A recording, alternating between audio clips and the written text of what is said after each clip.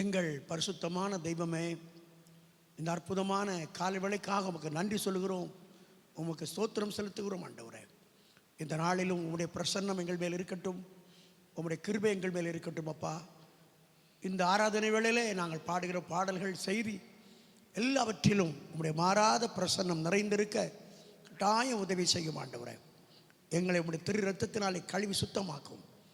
பாடல் வேளை, செய்தி வேளை எல்லாவற்றிலும் உடைய பிரசன்னம் நிறைந்திருக்கட்டும். எங்களை ஆசீர்வதியும். இயேசுவின் மூலம் வேண்டுகிறோம் நல்ல பிதாவே, ஆம். நாம் சில பாடல்களை பாடி தேவனை நாம் ஆராதனை செய்வோம். நாம் அல்லேலூயா. ஆமென். இந்த முதலாவது ஆராதனையிலும் கூட நாம் முழு உள்ளத்தோடு சேர்ந்து நாம் கர்த்தரை சில பாடல்களை பாடி துதித்து ஆராதிக்க போகிறோம். நம்ம எல்லாருக்கும் தெரிந்த ஒரு பாடலை நாம் சேர்ந்து பாடலாம். மனதுருகும் தெய்வமே ஏசையா, உம்மை மனதார துதிப்பேன் ஸ்தோத்தரிப்பேன் என்ற பாடலை நாம் சேர்ந்து பாடி ஆண்டோட நாமத்தை மகிமைப்படுத்தலாம்.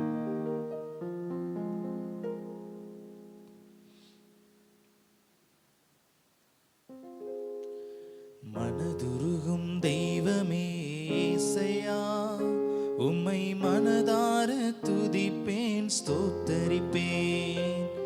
மனதுருகும் தெய்வமே ஏசையா, உம்மை மனதார துதிப்பேன் ஸ்தோத்தரிப்பேன். நீர் நல்லவர், சர்வ வல்லவர், நீர் நல்லவர், சர்வ வல்லவர். உம் இரக்கத்துக்கு முடிவே இல்லை, உம் அன்பிற்கு அளவே இல்லை. உம் இரக்கத்துக்கு முடிவே இல்லை, உம் அன்பிற்கு அளவே இல்லை. அவை காலை தோறும் புதிதாயிருக்கும், அவை காலை தோறும் புதிதாயிருக்கும். மனதுருகும் தெய்வமே ஏசையா, உம்மை மனதார துதிப்பேன் ஸ்தோத்தரிப்பேன். மனதுருகும் தெய்வமே ஏசையா, உம்மை மனதார துதிப்பேன் ஸ்தோத்தரிப்பேன். மெய்யாக எங்களது பாடுகளை ஏற்றுக்கொண்டு துக்கங்களை சுமந்து கொண்டீர். மெய்யாக எங்களது பாடுகளை ஏற்றுக்கொண்டு துக்கங்களை சுமந்து கொண்டீர். ஐயா, துக்கங்களை சுமந்து கொண்டீர். ஐயா, துக்கங்களை சுமந்து கொண்டீர். நீர் நல்லவர், சர்வ வல்லவர், நீர் நல்லவர், சர்வ வல்லவர். உம் இரக்கத்துக்கு முடிவே இல்லை, உம் அன்பிற்கு அளவே இல்லை. அவை காலை தோறும் புதிதாயிருக்கும், அவை காலை தோறும் புதிதாயிருக்கும். மனதுருகும் தெய்வமே ஏசையா, உம்மை மனதார துதிப்பேன் ஸ்தோத்தரிப்பேன். மனதுருகும் தெய்வமே ஏசையா, உம்மை மனதார துதிப்பேன் ஸ்தோத்தரிப்பேன். எங்களுக்கு சமாதானம் உண்டு பண்ணும் தண்டனையோ உம்மேலே விழுந்ததையா. எங்களுக்கு சமாதானம் உண்டு பண்ணும் தண்டனையோ உம்மேலே விழுந்ததையா. ஐயா, உம்மேலே விழுந்ததையா. ஐயா, உம்மேலே விழுந்ததையா. நீ நல்லவர், சர்வ வல்லவர், நீ நல்லவர், சர்வ வல்லவர். உம் இரக்கத்துக்கு முடிவே இல்லை, உம் அன்பிற்கு அளவே இல்லை. உம் இரக்கத்துக்கு முடிவே இல்லை, உம் அன்பிற்கு அளவே இல்லை. அவை காலை தோறும் புதிதாயிருக்கும், அவை காலை தோறும் புதிதாயிருக்கும். மனதுருகும் தெய்வமே ஏசையா, உம்மை மனதார துதிப்பேன் ஸ்தோத்தரிப்பேன். மனதுருகும் தெய்வமே ஏசையா, உம்மை மனதார துதிப்பேன் ஸ்தோத்தரிப்பேன். சாபமான முள்முடியை தலைமேலே சுமந்து கொண்டு சிலுவையிலே வெற்றி சிறந்தீர். சாபமான முள்முடியை தலைமேலே சுமந்து கொண்டு சிலுவையிலே வெற்றி சிறந்தீர். ஐயா சிலுவையிலே வெற்றி சிறந்தீர். ஐயா சிலுவையிலே வெற்றி சிறந்தீர். நீர் நல்லவர் சர்வ வல்லவர், நீர் நல்லவர் சர்வ வல்லவர். உம் இரக்கத்துக்கு முடிவே இல்லை, உம் அன்பிற்கு அளவே இல்லை. உம் இரக்கத்துக்கு முடிவே இல்லை, உம் அன்பிற்கு அளவே இல்லை. அவை காலை தோறும் புதிதாயிருக்கும், அவை காலை தோறும் புதிதாயிருக்கும். மனதுருகும் தெய்வமே ஏசையா, உம்மை மனதார துதிப்பேன் ஸ்தோத்தரிப்பேன். மனதுருகும் தெய்வமே ஏசையா, உம்மை மனதார துதிப்பேன் ஸ்தோத்தரிப்பேன். அல்லேலூயா, ஆமென். கர்த்தர் நல்லவர், அவருடைய கிருபை என்றும் உள்ளது.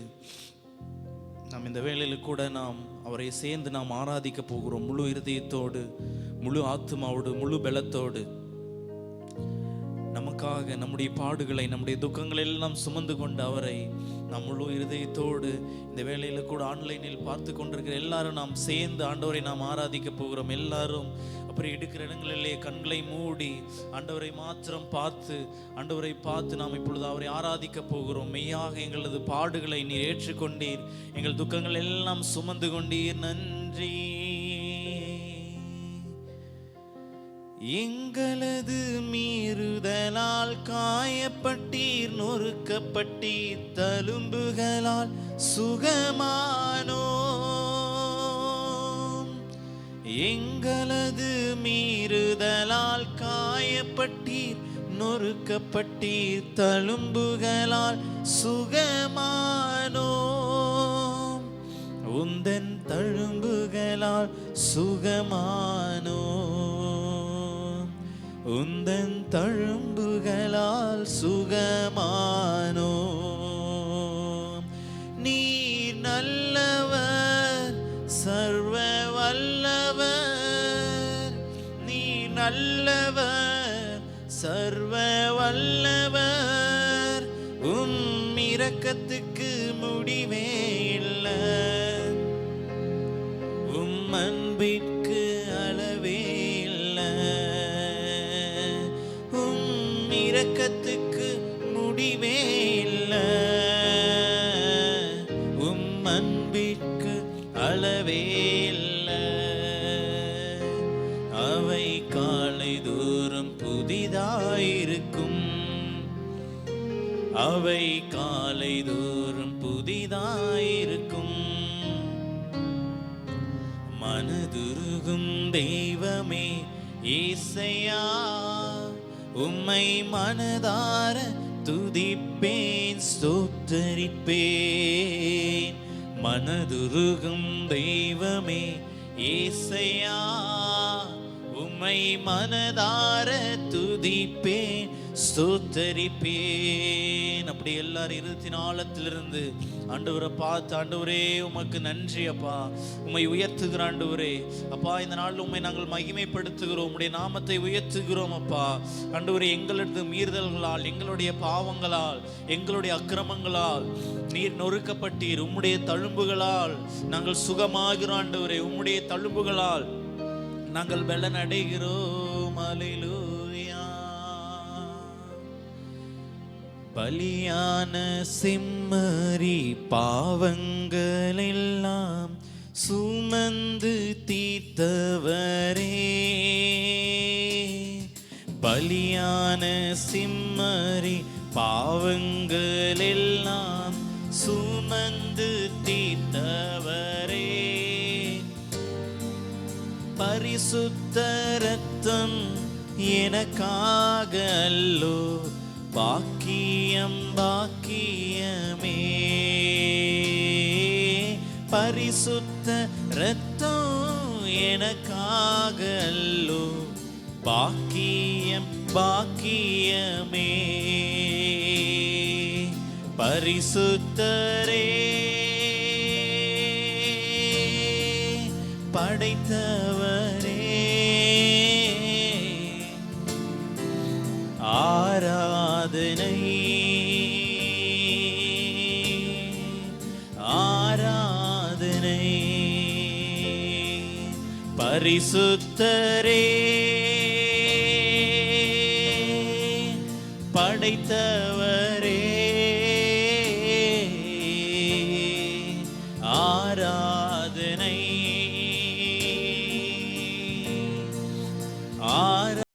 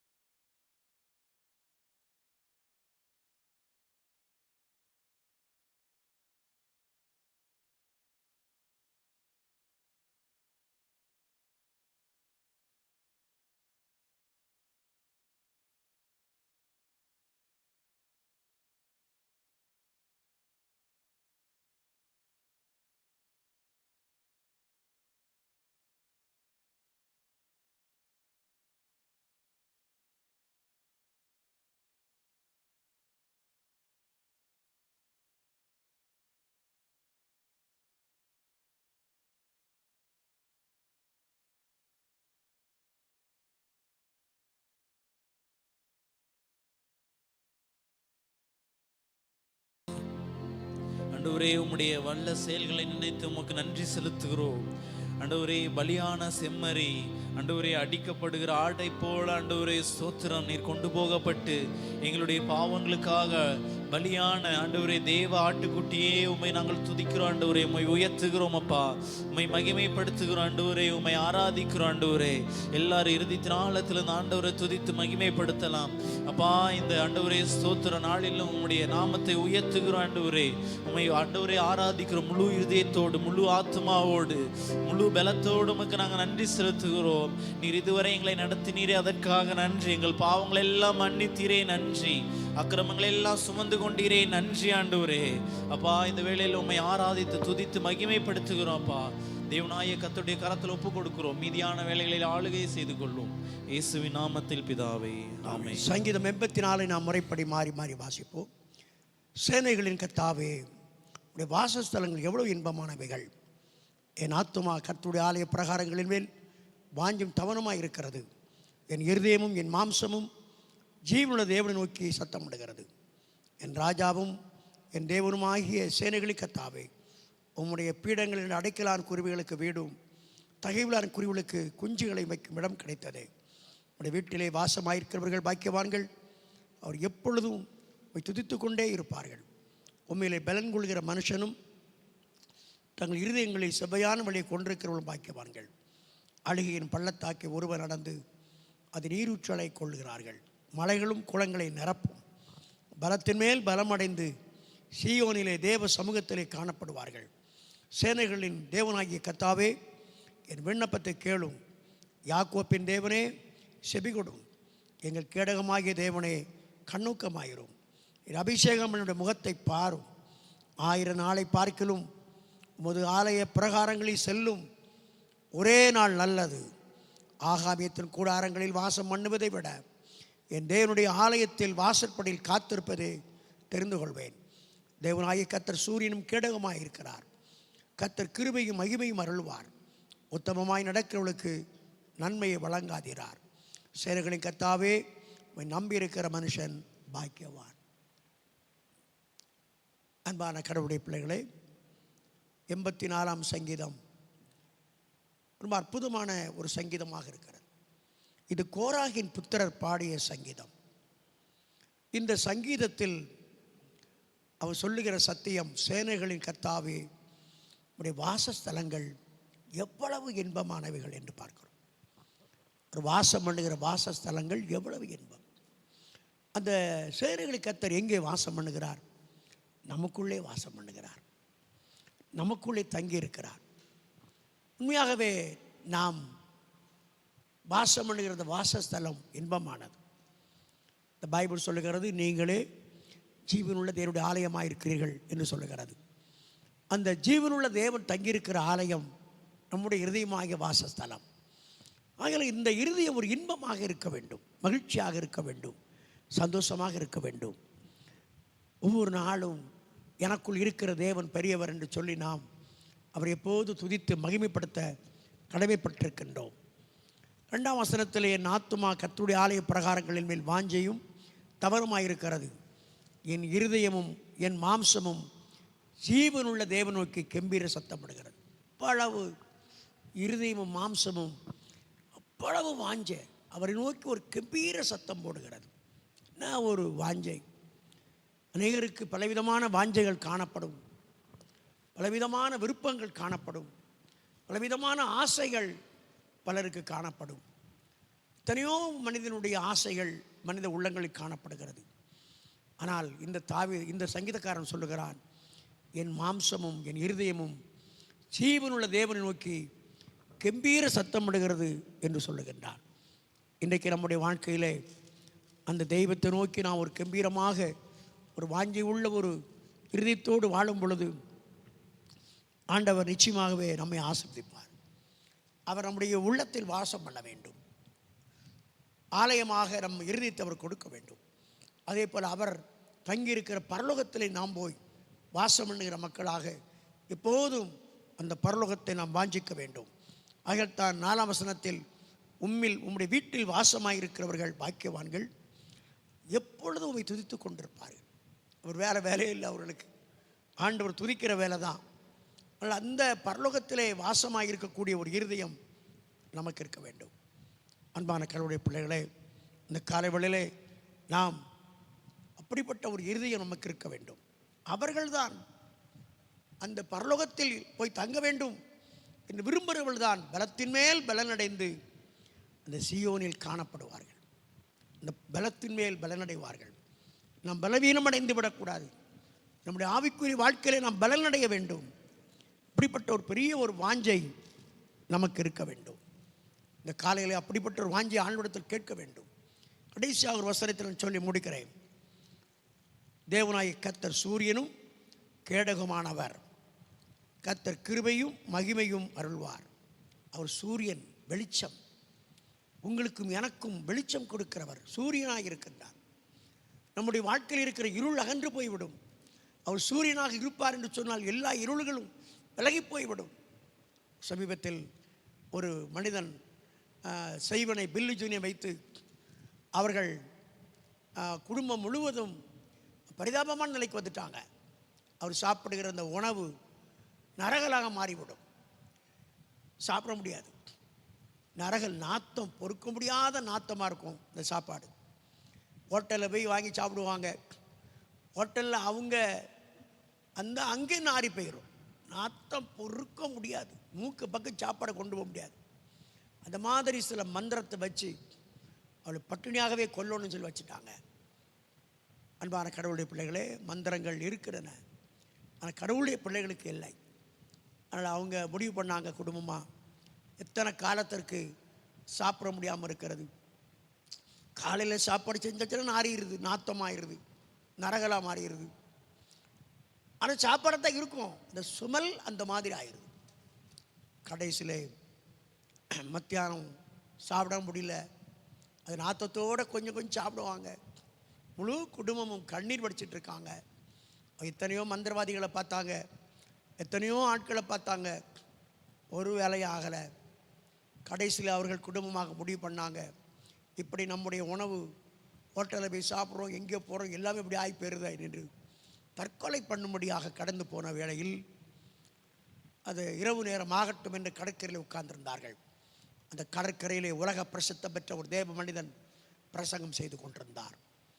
அவரும் அவருடைய மனைவி, அவருடைய ஒரே மகன், 3 பேருமே தற்கொலை பண்ண வரும் பொழுது அந்த பையன் சொன்னான், அப்பா அங்கே ஒரு கிறிஸ்தவ கூட்டம் நடக்குது, நம்ம போய் பார்த்துருவோம். இப்போ இருட்டு ஆகலை, இருட்டு நேரத்தில் ஆகும்னு நம்ம கடலில் போய் சாக போன சொன்னால் 4 பேர் தெரிஞ்சு போயிடும், அதில் கொஞ்சம் இந்த மீட்டுக்கு போயிட்டு வந்துடுவோம் என்று அந்த பையன் சொன்னான். அப்பா சொன்னார், நம்ம பார்க்காத கோயில் குளம் இல்லையாப்பா, பார்க்காத மந்திரவாதி இல்லை, எப்படி இந்த கிறிஸ்தவ கூட்டத்தில் போய் நம்ம சோமாக போகுதா, நீ பேசாமல் இரு, நம்ம சாகண்டி முடிவுக்கு வந்தாச்சு, கடலுக்கு வந்தாச்சு, கொஞ்சம் இருட்டட்டு உள்ளே விழுந்து போயிடுவோம், செத்துருவோம் அப்படின்னு இருக்காங்க. அந்த பையன் மீண்டும் சொல்கிறான்ப்பா, இது என்ன நீ பார்த்துட்டு வந்துடுவோமா என்று. கூட்டங்கள் முடியும் கடைசி நேரத்தில் இவர் அங்கே போனார். குடும்பமாய் அவருடைய மனைவியும் பிள்ளையும் போனார்கள். திடீரென்று அந்த தேவ மனிதன் மேல் தேவ ஆவியானவர் இறங்கி அவர் பேச ஆரம்பித்தார். சாப்பிடுகிற சாப்பாடு நரகலாக மாறிவிடுகிறது, ஆகினால் நீ தற்கொலை பண்ணும்படி கடலுக்கு போய் கொண்டிருக்கின்றாய், போகிற வழியிலே இந்த கூட்டத்துக்கு வந்திருக்கிறாய், இயேசு உன்னை சோமாக்குகிறார், இன்னோட சாபம் முறிகிறது. அவ்வளவுதான், அன்றோடு அந்த பிரச்சனை தீர்ந்து போய்விட்டது. ஆம் அன்புக்குரியவர்களே, இது பைபிள் சொல்லுகிறது, தேவனாகிய கர்த்தர் சூரியனும் கேடகமானவர். அவர் சூரியன், நம்முடைய வாழ்க்கையில் இருக்கிற இருளை மாற்றக்கூடிய வெளிச்சம் கொடுக்கக்கூடிய அந்த ஆண்டவர். அந்த தேவனாய் கர்த்தரை பிடித்துக் கொள்வோம், இறுக பிடித்துக் கொள்வோம். அவர் சூரியனானவர், அவர் கேடகமானவர். உங்களுக்கும் எனக்கு ஒரு பெரிய கேடகம், ஒரு பெரிய பாதுகாப்பாக இருக்கிறார். பெரிய பாதுகாப்பு. 1000 பிரச்சனைகள் வரலாம், 1000 போராட்டம் வரலாம், அவர் ஒரு பெரிய கேடகமாக இருக்கிறார். ஒன்றே ஒன்று, உத்தமமாய் நடக்கவளுக்கு நன்மையை வழங்காதீரார். உண்மையாய் நடப்போம், அவர் காட்டுகிற பாதையில் நடப்போம். ஆண்டவர் நிச்சயமாகவே நம்முடைய வாழ்க்கையில் இருக்கிற இருளை மாற்றி போடுவார், பெரிய அற்புதங்களை செய்வார். இன்றைக்கு அந்த அப்படிப்பட்ட கிருபைகளை தேவன் நமக்கு தருவார். தேவனாகிய கர்த்தர் சூரியனானவர், கேடகம். எனக்கு தெரிந்த ஒரு தேவ மனிதன் தெரியும், உலகமெங்கிலும் சென்று ஊழியத்தை செய்து கொண்டிருந்தார். அவருக்கு அவருடைய வாழ்க்கையில் பல வியாதிகள், உடலில் பல வியாதிகள். தென்னை மரத்தில் ஏறி அங்கிருந்து குதித்து சாக வேண்டும் மரத்தில் ஏறிட்டார். ராஜேந்திரனுடைய பேர் ராஜேந்திரன். இலங்கையில் இருந்து உலகமெங்கிலும் ஊழியத்தை செய்த மனிதன். தென்னை மரத்தில் ஏறி சாக ஏறின பொழுது அவர் ஆண்டவர் கூப்பிட்டார், ராஜேந்திரன், பலவிதமான வியாதிகளுக்கு மருந்து இல்லை என்று தென்னை மரத்தை சாக போறிய, நான் உன்னை சுகமாக்குகிறேன். இந்த வார்த்தை காதில் கேட்டது. தென்னை மரத்தில் ஏறி இருந்த மனிதனுடைய வியாதிகள் சுகமானது. உலகத்தில் பல நாடுகளில் ஆண்டவருக்காக ஊழியத்தை செய்தார். ஆம், அவர் சூரியனும் கேடகமானவர். நம்முடைய வாழ்க்கையில் இருக்கிற இருளை மாற்றி போடுவார். நம்ம சூரியனாக இருக்கின்றார். இருள் மாறும். எப்படி சூரிய உதயம் வரும்போது இருள் மாறி போகிறதோ, அப்படியே நம்முடைய வாழ்வில் இருக்கிற இருளை மாற்றி போடுவார். தைரியமாக இருங்கள், பயப்படாதிருங்கள். அவர் கேடகமானவர். உத்தமமாய் நடக்கிற மனிதனுக்கு நன்மையை வழங்காதீரார், உங்களுக்கு நன்மையை வழங்குவார். இந்த ஆண்டவரை தேடுங்கள், கட்டாய ஒரு அற்புதம் உங்களுக்கு நடக்கும், ஆசீர்வதிப்பார். இப்பொழுது நாம் ஒரு பாடலை, ஒரு கவியை நாம் படிப்போம். எழுப்பி நின்று ஆண்டவர் நம்மை ஆசீர்வதிப்பார். பாடல், ஒரு கவி.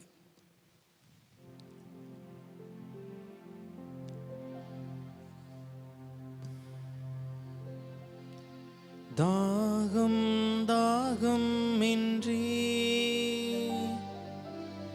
எனக்காய் ஏங்கி நின்றி, தாகம் தாகம் இன்றி எனக்காய் ஏங்கி நின்றி, பாவங்கள் சுமந்தீ பரிகார பலியானி, எல்லா பாவங்கள் சுமந்தே பரிகார பலியானே. அன்பே கல்வாரி அன்பே, உம்மை பார்க்கையிலே என் உள்ளம் உடையுதப்பா. அன்பே கல்வாரி அன்பே, உம்மை பார்க்கையிலே என் உள்ளம் உடையுதப்பா. அனைக்கும் கரங்களிலே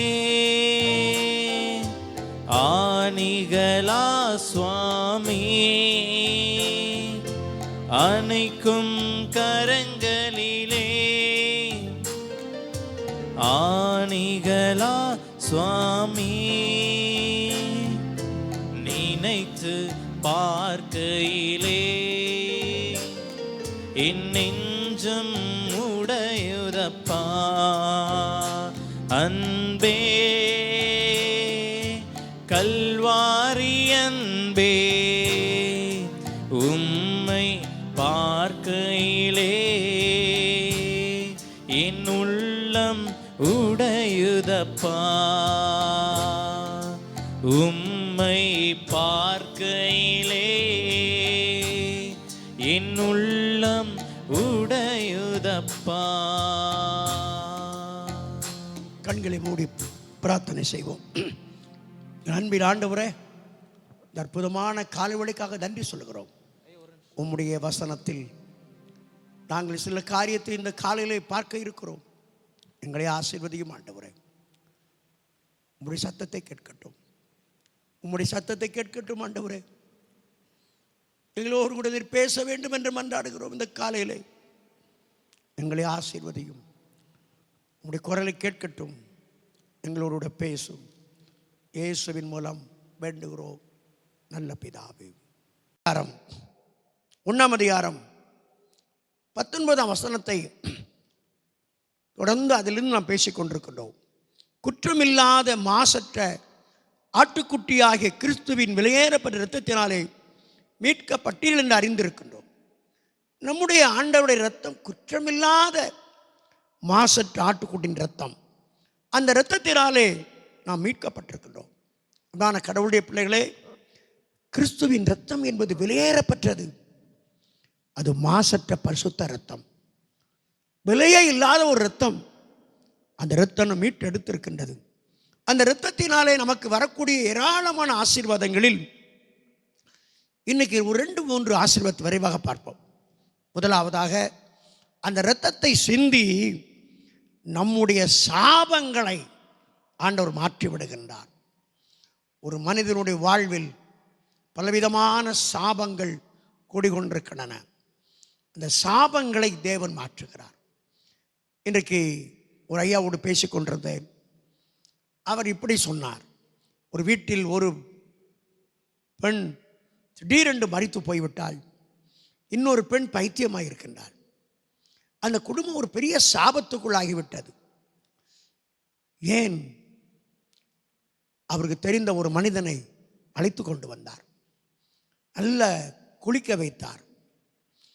குளிக்க வைத்து நண்பர் எவராக அன்பு செலுத்துவது போல காட்டி குளிக்க வைத்து மறைத்து வைத்த கத்தியை கழுத்து அறுத்து எடுத்து விட்டார். அந்த மனிதன் மரித்து போய்விட்டார். அந்த சாபங்கள் அந்த குடும்பத்தை பிடித்து கொண்டன. ஒரு பிள்ளை பைத்தியமாகிவிட்டது. ஒரு பெண் திடீரென்று மரித்து போனாள் என்று சொன்னார். குடும்பமே சாபமாகிவிட்டது என்றார். மனிதர்கள் வாழ்வில் பலவிதமான சாபங்கள் மனிதனை பிடித்துக் கொள்கின்றன. அந்த சாபங்களெல்லாம் மாற்றுவதற்காக ஆண்டவர் சிலுவையிலே இரத்தத்தை சிந்தினார். ஒரு ஜவுளி வியாபாரி ஒருவர் தலையிலே மூட்டைகளை வைத்துக்கொண்டு தெரு தெருவாக வியாபாரம் பண்ணுவார். ஒரு கடையிலே காலையிலே சென்று ஒரு 50 சேலையை வாங்கி கொள்வார். தலையிலே வைத்து வியாபாரம் செய்வார். சாயங்காலம் முடிந்ததும் அந்த பணத்தை கொண்டு போய் வித்த சேரைக்குரிய பணத்தையும் மீதி சேலையும் கொடுத்து விடுவார். அவருக்கு ஒரு லாபத்தை கையில் எடுத்துக்கொள்வார். அதே போல் அடுத்த நாள் காலையில் சென்று போய் 50 சேலை வாங்கி தெரு தெருவாக வியாபாரம் பண்ணி வருவார். சாயங்காலத்தில் போய் அந்த சேலைக்கு ஒரு லாபத்தை எடுத்துக்கொண்டு கடையில் கொண்டு போய் செட்டில் பண்ணி விடுவார். இந்த ஒரு மனிதனை ஒரு குடும்பத்தினர்கள் அழைத்து சேலை எடுப்பது போல எடுத்து ஒரு சில சேலைகளை ஒழித்து வைத்து விட்டார்கள். கடைசியில், ஐயா சேலை ஒன்றுமே பிடிக்கல, எங்களுக்கு எடுத்துகிட்டு போயிருங்க உங்கள் சேலையை என்று சொல்லிவிட்டார்கள். இந்த சேலை எண்ணி பார்க்கும்போது ஒரு 3 சேலை காணும். இந்த மனிதன் கேட்டான், ஐயா நான் ரொம்ப ஏழை மனிதன், பாவப்பட்ட மனிதன், பணமே கிடையாது, இது 50 சேலையை வாங்கிட்டு வந்து நான் விற்று தான் அந்த லாபத்தை எடுத்து கொண்டு போய் கொடுக்கணும். நான் முத எங்கே தான் மூட்டை இறக்கியிருக்கிறேன், எப்படியாவது அந்த 3 சேலையை கொடுத்துருங்க, நான் எங்கேயுமே நான் போகலை வியாபாரத்திற்கு. எவ்வளோ கெஞ்சி சொன்னான், கண்ணீர் வடித்தான். என்னுடைய மனைவி பிள்ளைகள் பாவப்பட்டவர்கள், இந்த 3 சேலைக்குரிய நான் பணத்தை கொடுக்க முடியாது, நான் ஒரு ஏழை மனிதன், எப்படியாவது இந்த சேலையை கொடுத்து விடுங்கள். அரை மணி நேரத்துக்கு அதிகமாக கதறினான். அந்த குடும்பத்தினர்கள் இந்த சேலை வியாபாரி ஓட வடித்து துரத்தி விட்டார்கள். எங்க மேல திருட்டுப்பட்ட கட்டுகிறையா, நீ எங்கே சேலையை போட்டு வந்திருப்பாயா, கடைசியில் எங்க மேல ஒரு திருட்டு போட்ட கட்டுகிறாய் என்று சொல்லி துரத்தி அடித்து விட்டார்கள். சாபம் போட்டுக்கொண்டே போனான், கண்ணீர் வடித்துக்கொண்டே போனான். அந்த குடும்பத்திற்கு ஒரு பெரிய சாபமாய் போய்விட்டது. ஒரு மனிதனை சாபம் பிடித்துக் கொள்கின்றது. அன்புக்குரியவர்களே, இயேசுவின் இரத்தம் நம்முடைய சாபங்களை மாற்றி விடுகிறது. நம்முடைய குடும்பத்தின் சாபங்கள், முன்னோர்கள் செய்த சாபங்கள் எல்லாவற்றையும் அந்த இரத்தம் மாற்றி போட்டு விடுகின்றது. இந்த பைபிள் சொல்லுகிறதை கவனியுங்கள். கலாத்தியர் 3ஆம் அதிகாரம் 13ஆம் வசனம், மரத்திலே தூக்கப்பட்ட எவனும் சபிக்கப்பட்டு எழுதியிருக்கிறபடி கிறிஸ்து நமக்காக சாபமாகி நியாயப்பிரமாணத்தின் சாபத்திலிருந்து நம்மை மீட்டுக் கொண்டார். நியாயப்பிரமாணத்தின் சாபம் என்று ஒன்று இருக்கின்றது. சபிக்கப்பட்ட ஒரு மனிதனை மரத்திலே தூக்கி கொள்ள வேண்டும், இது நியாயப்பிரமாணம், இது நியாயப்பிரமாணத்தின் சாபம்.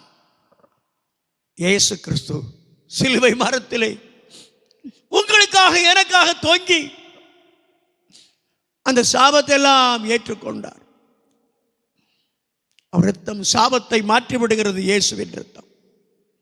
அன்பான கடவுளுடைய பிள்ளைகளே, நம்முடைய குடும்பத்தின் சாபங்களை எல்லாம் அந்த இரத்தம் மாற்றி விடுகிறது. இயேசு கல்வாரி சிலுவையிலே சிந்திய இரத்தம் நம்முடைய சாபங்களை மாற்றி விடுகிறது. ஆகத்தான் எபேசியர் 2ஆம் அதிகாரம் 8-9 வசனத்திலே பவுல் சொன்னான், கிருபையினாலே விசுவாசத்தை கொண்டு ரட்சிக்கப்பட்டீர்கள்,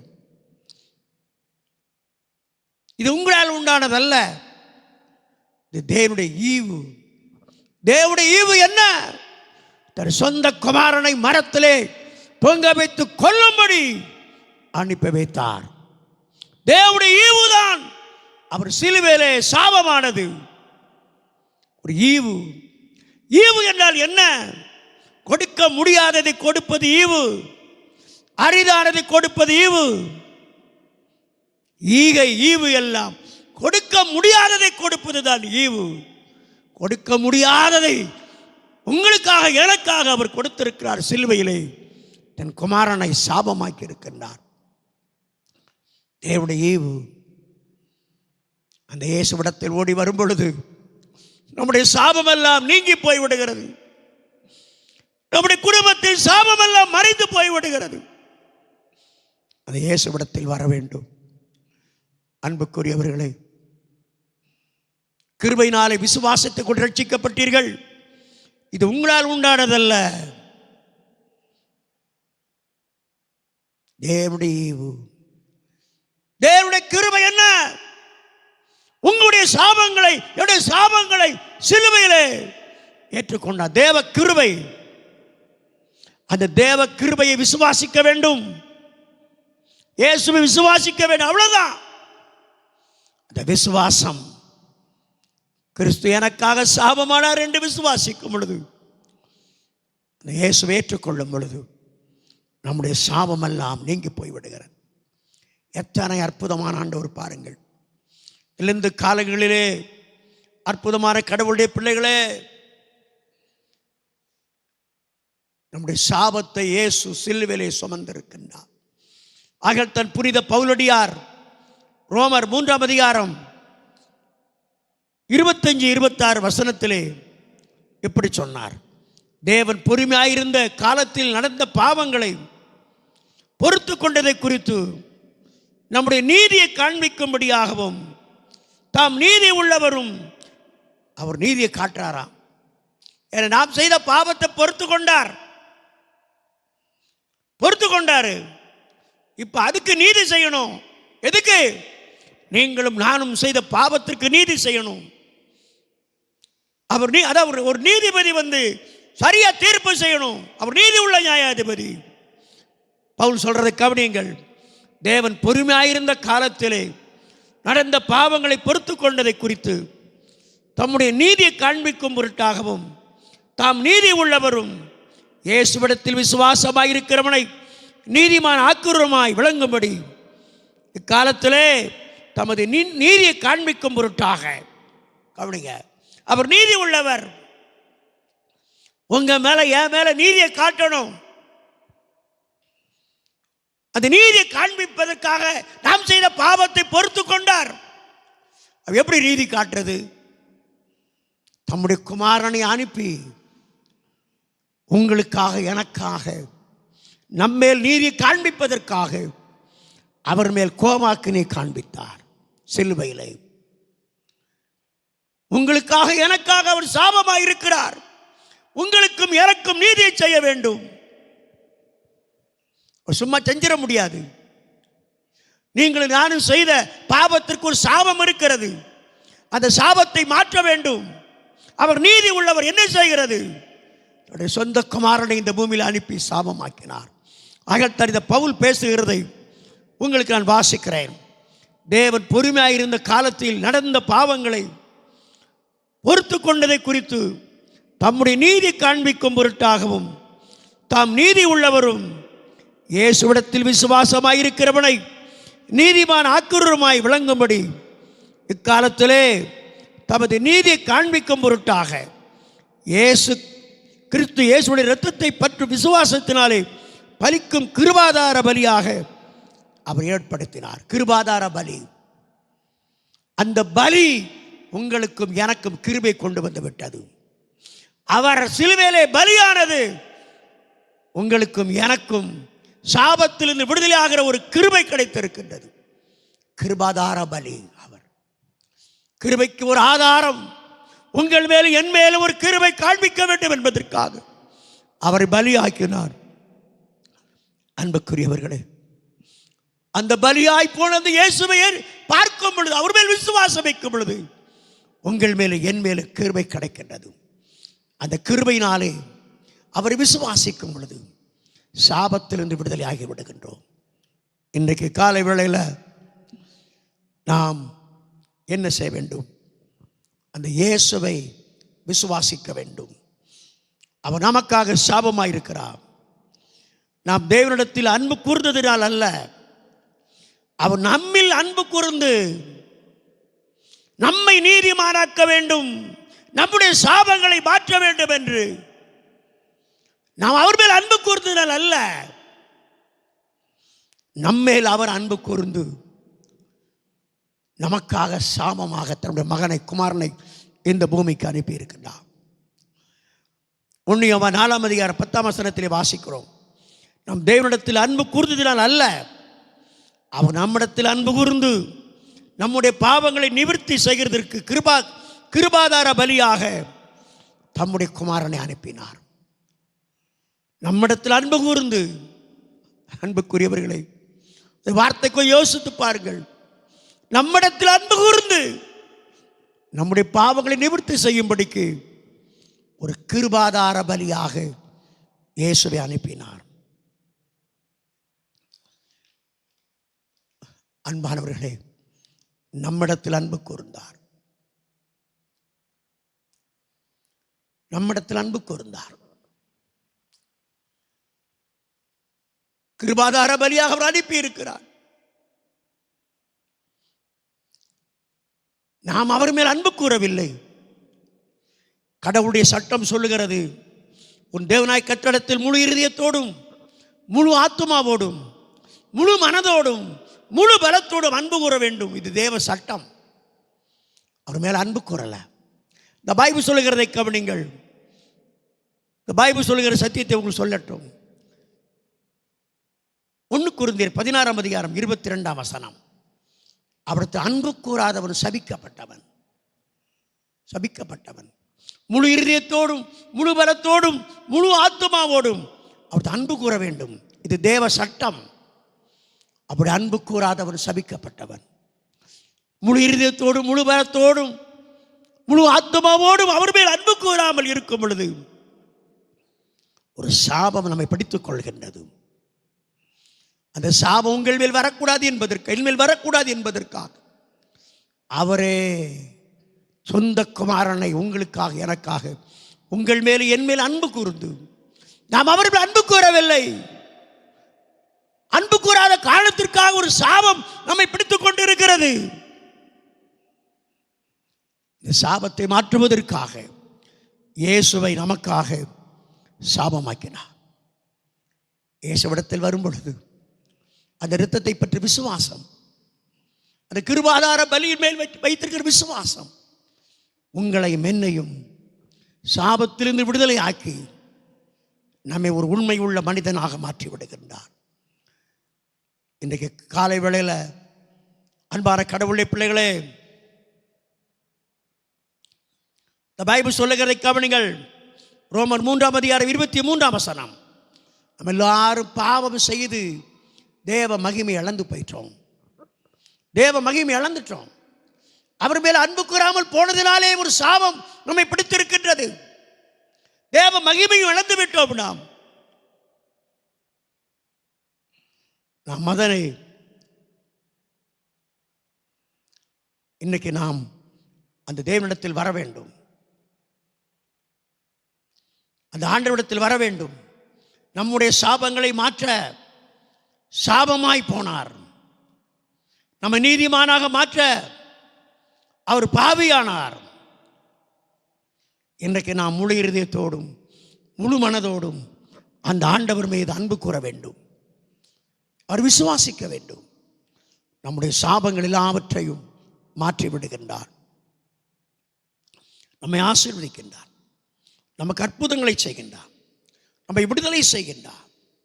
எல்லா சாபத்தையும் மாற்றி நமக்கு விடுதலை செய்கின்றார். தேவநீதி உள்ளவர். உங்கள் மேல் என் மேல் அன்பு கூர்ந்து நம்முடைய குமாரனை சாபமாக்கி இந்த சாபத்திலிருந்து நம்மை விடுதலை ஆக்குவதற்காக நமக்கு உதவி செய்கின்றார். நீங்கள் நான் என்ன செய்ய வேண்டும்? அந்த இயேசுவை விசுவாசிக்க வேண்டும். அந்த இயேசுவை நம்ப வேண்டும். இயேசு கிறிஸ்துவில் உண்டான நித்திய ஜீவனை நாம் பெற்றுக்கொள்ள வேண்டும். ரோமர் 6ஆம் அதிகாரம் 23ஆம் வசனத்தை வாசிக்கும் பொழுது, இயேசு கிறிஸ்துவினால் உண்டான நித்திய ஜீவன், பாவம் செய்கிற ஆத்துமா சாகும். எசேக்கியேல் 18ஆம் அதிகாரம் 4ஆம் வசனத்தில் வாசிக்கிறோம். ஆனால் அந்த இயேசுவை விசுவாசிக்கும் பொழுது ஒரு நித்திய ஜீவனை நமக்கு தந்து நம்முடைய சாபத்தை எல்லாம் மாற்றி நம்மை அவர் ஆசீர்வதிக்கின்றார். நமக்கு அற்புதங்களை செய்கின்றார். நம்மை வாழ வைக்கிறார். நமக்கு உதவி செய்கின்றார். இனி ஒரு சாபம் இராது. சாபம் இராத ஒரு நாட்டுக்கு நம்மை அழைத்து கொண்டு போகின்றார். இந்த காலை வேளையில் ஆண்டவரே, என் குடும்பத்தில் சாபத்தை எல்லாம் நீக்கி போடுங்க ஐயா. என் மேல் அன்பு கூர்ந்தீரே. என் மேல் அன்பு கூர்ந்ததினால உம்முடைய குமாரன் மேல் கோபம் கொண்டு சிலுவையிலே சாபமாக்கினீரே, என் சாபத்தெல்லாம் நீக்குங்க. நான் அவரை விசுவாசிக்கிறேன், அவர் மேல் அன்பு கூறுகிறேன் என்று சொல்லி வரும் பொழுது எல்லா சாபத்தையும் நம்மை விட்டு மாற்றி போட்டு விடுவார். நமக்கு ஒரு அற்புதம் நடக்கும். நம்முடைய குடும்பத்தில் சாபங்கள் எல்லாம் நீக்கப்படுவார். எத்தனையோ குடும்பத்தில் சாபங்கள். எங்கள் ஊரில் ஒரு அம்மா இருந்தாங்க. அவர்கள் ஒரு வீட்டுக்கு, என் கூட ஒரு தம்பி ஞானத்துறை என்று ஒரு தம்பி வருவான், ஊழியத்துக்கு வருவான். அந்த ஞானத்துறை உடைய அப்பா கூட பிறந்தது 3 ஆண்கள். அவங்க அப்பா ஒன்று, அவங்க பெரியப்பா ஒன்று, சித்தப்பா ஒன்று, 3 பேர். ஞானதுரை உடைய அவங்க அப்பா கூட பிறந்தது 2 பேர், மொத்தம் 5 பேர். ஞானதுரையுடைய அப்பா கூட பிறந்தது 2 பேர், ஆண்கள் 3, பெண்கள் 2. இந்த ஆண்கள் வீட்டில் 3 ஆண்களும் மறைச்சிட்டாங்க, பெண்கள் வீட்டில் 2 ஆண்களும் மறைச்சிட்டாங்க. 5 பெண்கள் விதவையா இருக்காங்க. 5 பெண்கள் ஒரே வீட்டில் விதவை. நான் கேட்டேன், ஞானதுரை, உங்கள் அப்பாவும் மறைச்சிட்டாங்க, உங்கள் பெரியப்பாவும் மறைச்சாச்சு, உங்கள் சித்தப்பாவும் மறைச்சிட்டாங்க, நீங்கள் எல்லாரும் இப்படி 3 பேர் அப்படி இறந்துட்டாங்க உங்கள் வீட்டில். அதே நேரம் உங்கள் அத்தை வீட்டில், அப்பா கூட பிறந்த அத்தை வீடு 2 அத்தை, அங்கே 2 பேர் மறிச்சிட்டாங்களப்பா. இப்படி ஒரு ஆசீர்வாத குறைவு வந்திருக்கு உங்கள் வீட்டில் என்று கேட்டேன். ஒரு நாள் அவன் சொன்னான், எங்கள் பாட்டி ஏதோ ஒரு கடன் கொடுத்துருக்காங்க, அந்த கடனை கொடுக்க முடியாமல் போயிட்டு தெருவில் நின்று மண்ணள்ளி போட்டு, நாசமாக போ, செத்துப்போ, தொண்டிக்கயிறு மாதிரி தாலிக்க போட்டிருக்கிறிய, உன் புருஷன் செத்து போனான்னு சொல்லி மண்ணள்ளி போட்டுட்டு இந்த தாலி அறுத்த கடனை கொடு என்று சொன்னார். அந்த அம்மா அழுதாங்க. புருஷன் உயிரோடு இருக்கும்போதே சாகன்னு சொல்கிறாங்களே இந்த அம்மா. அழுதாங்க, அழுதுகிட்டே இருந்தாங்க அந்த அம்மா. அந்த அம்மாவுடைய கண்ணீர், அந்த அம்மாவுடைய வேதனை, இத்தனை பேர் மறைச்சிட்டாங்கன்னு சொன்னாங்க. அன்புக்குரியவர்களே, ஒரு சாபம் ஒரு குடும்பத்தை பிடித்துக் கொள்கின்றது. அது சாபம் வெளியே வர முடியல, இந்த சாபத்தை விட்டு வெளியே வரவே முடியல. ஆண்டாண்டு காலமாய் சாபமாய் போய்கொண்டே இருக்கிறார்கள். இன்னைக்கு காலையில் மரத்திலே தூக்கப்பட்ட எவரும் சபிக்கப்பட்டவர் என்று நியாயப்பிரமாணம் சொல்லுகிறது. நியாயப்பிரமாணத்தை அழிப்பதற்காக கிறிஸ்து நமக்காக சாபமாயிருக்கின்றார். அது இயேசுவிடத்தில் வரும் பொழுது அந்த இரத்தம் நம்முடைய பாவங்களை கழுவி எல்லா சாபத்தையும் நீக்கி நம்மை விடுதலை செய்கின்றது. நீங்கள் ஆசீர்வாதமாக இருப்பீர்கள். இனி ஒரு சாபம் இராது. குடும்பத்தில் ஆசீர்வாதங்கள் உண்டாகும். எல்லா சாபங்களும் உங்களை விட்டு போயிடும். ஒரு நன்மையும் கிருபையும் உங்களுக்கு உண்டாகும். இயேசுவிடத்தில் வாருங்கள். 2வதாக இன்னும் ஒரு விஷயத்தை சொல்லி முடிப்போம். தேவனுடைய அன்பையும் செல்வாக்கையும் பாவிகள் மேல் காட்டுவதற்காக நமக்காக சிலுவையில் இரத்தம் சிந்திருக்கிறார். தேவனுடைய அன்பையும் அவருடைய செல்வாக்கையும் பாவிகள் மேல் காட்டுவதற்கு. என்னையா, ஒரு நல்லவனுக்கு அந்த அன்பை காட்டலாம், செல்வாக்கை காட்டலாம். ஒரு நீதிமானுக்கு அந்த அன்பை காட்டலாம், அவருடைய செல்வாக்கை காட்டலாம். ஆனால் ஒரு பாவிக்கு அன்பை காட்டுகிறது என்ன ஒரு நியாயம்? பாவியின் மேல தன்னுடைய செல்வாக்கை காட்டுவது என்ன ஒரு நியாயம்? எத்தனை அன்பு, தேவனின் அன்பு. அயல்தான் ஒரு பக்தன் இப்படி பாடினான், அன்பே கல்வாரி அன்பே, உம்மை பார்க்கையிலே என் உள்ளமெல்லாம் உருகுது என்று. அன்பே கல்வாரி அன்பே, உம்மை பார்க்கையிலே என் உள்ளம் உடையுதப்பா. அணைக்கும் கரங்களிலே ஞானிகளா சுவாமி நினைத்து பார்க்கையிலே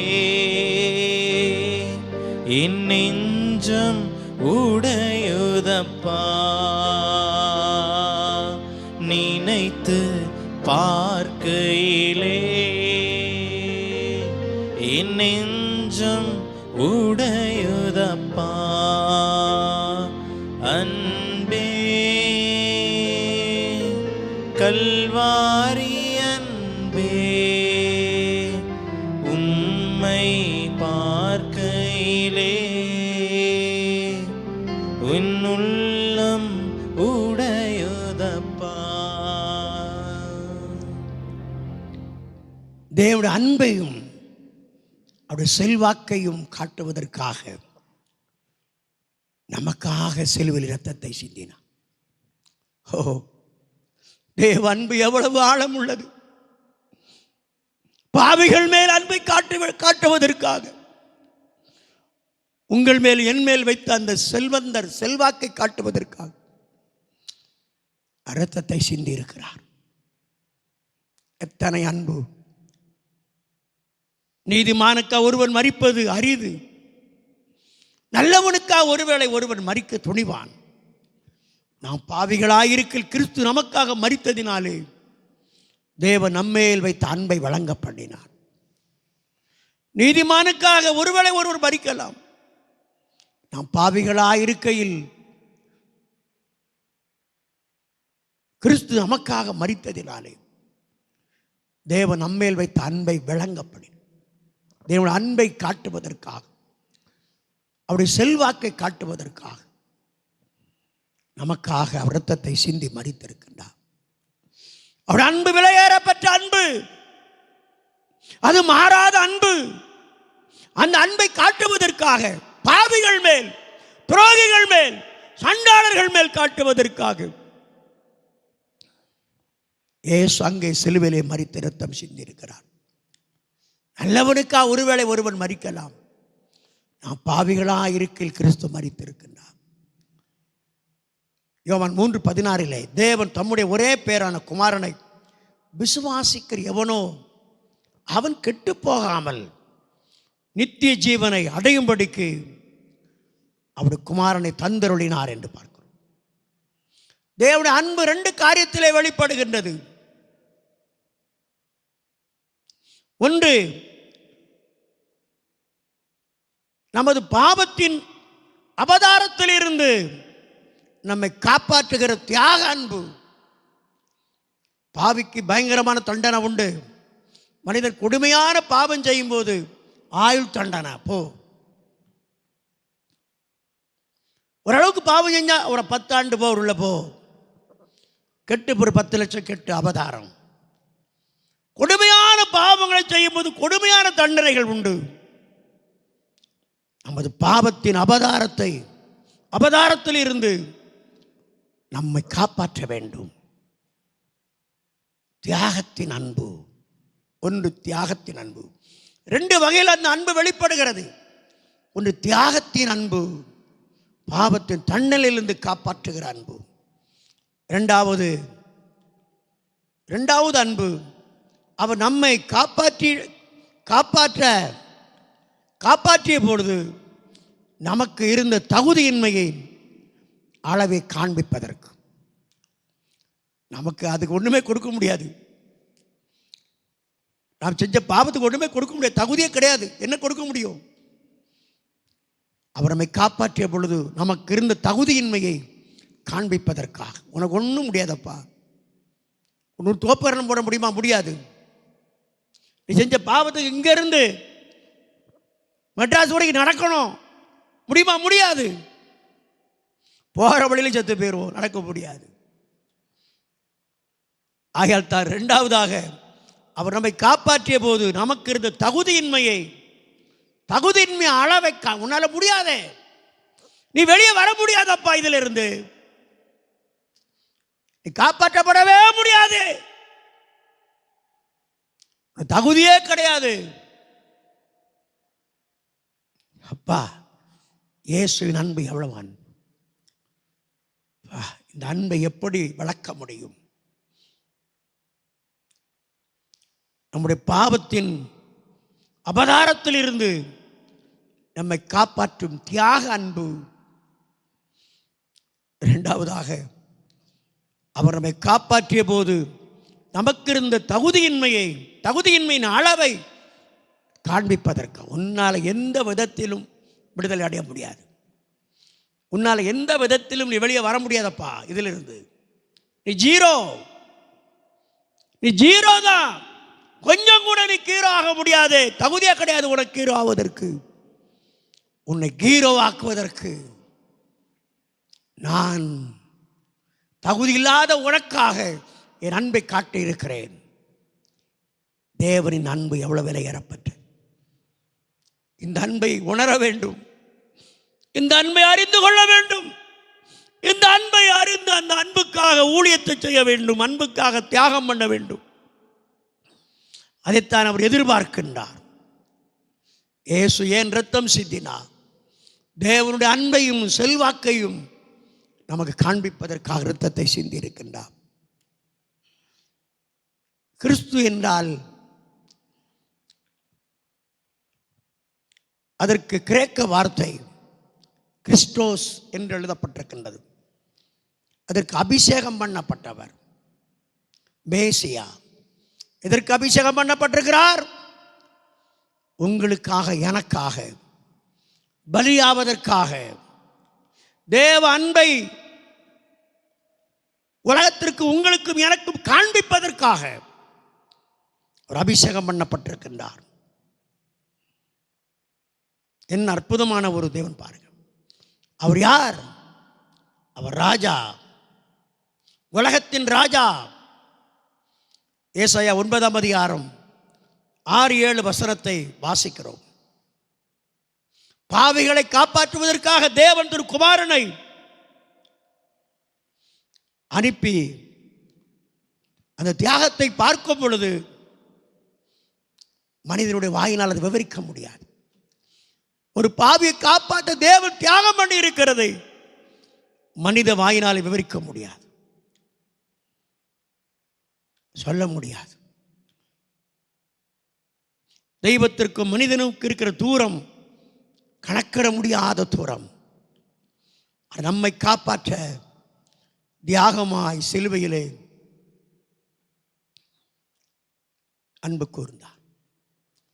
தேவனுக்கு மனிதனுக்கு இருக்கிற தூரம் கணக்கிட முடியாது. தேவனை பார்க்க முடியாது. எப்படியால் நம்மை காப்பாற்றி விட வேண்டும் என்று அந்த அன்பை நமக்கு காட்டினார். எத்தனை அற்புதமான ஒரு விஷயம் பாருங்கள். தேவன் தெரிந்து கொண்டார். நம்முடைய தகுதியின்மையை நாம் கருத்தில் கொண்டால் அவர் அன்பின் அகலம், அவர் மேல் அன்பின் அகலம் நமக்கு அதிகரிக்கும். நம்முடைய தகுதியின்மையை நாம் கவனிக்கும் பொழுதுதான் அவர் மேல் அன்பு, பாசம் உங்களுக்கும் எனக்கும் அதிகரிக்கும். இந்த பைபிள் சொல்ற கவனிங்கள். நீதிமனுக்காக ஒருவன் மரிக்கிறது அரிது. நல்லவனுக்கு, பாவிகளுக்காக,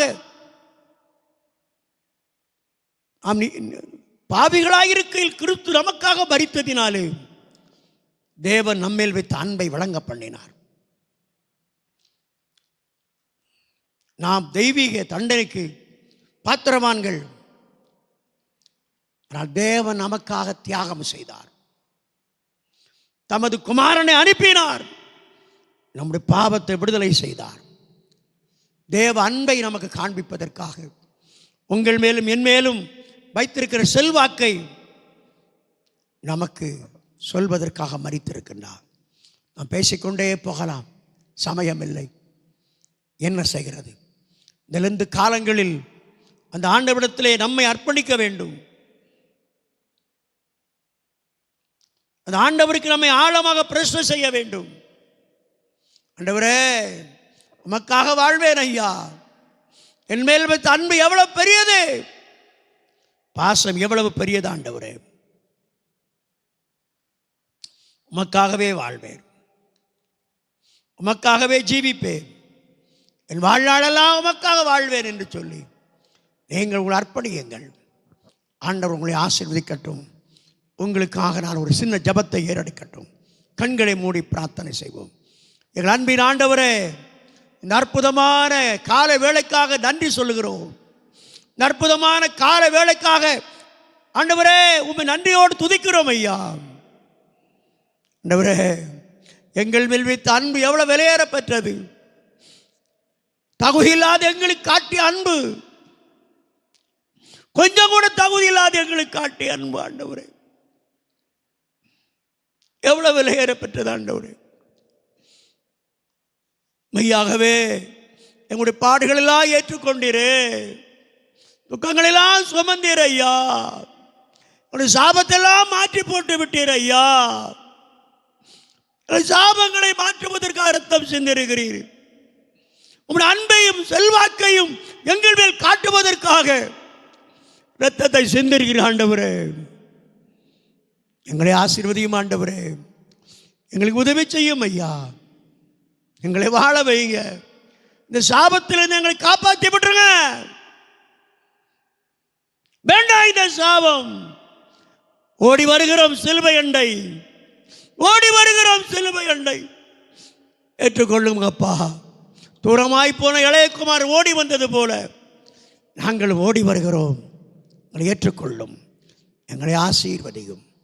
இயேசுவின் மூலம் வேண்டுகிறோம் நல்ல பிதாவே, ஆமென்.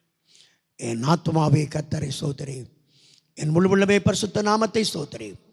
என் ஆத்துமாவே கர்த்தரை ஸ்தோத்திரி, அவர் செய்த சகல உபகாரங்களையும் மறவார்.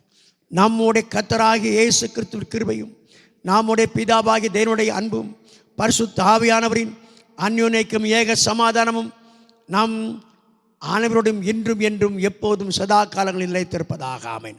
ஹல்லேலூயா, ஹல்லேலூயா. கர்த்தர் உங்களை ஆசீர்வதிப்பாராக. ஆமென்.